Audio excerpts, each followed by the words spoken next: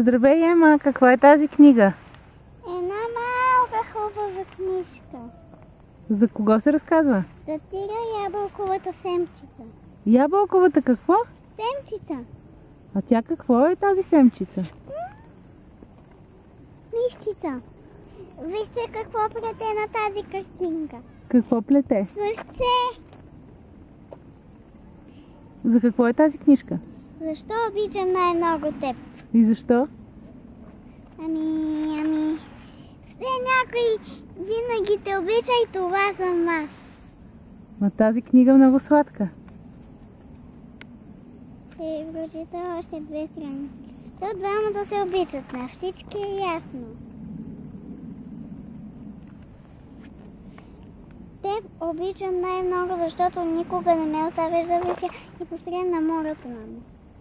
Посредната не е силна. Ти си толкова сладка. С удоволствие бих те хапнал. Ма тази книжка е много сладичка. Да. За обичта ли е? Да. Защо обичам най-много теб? Я да видя клипчето ми.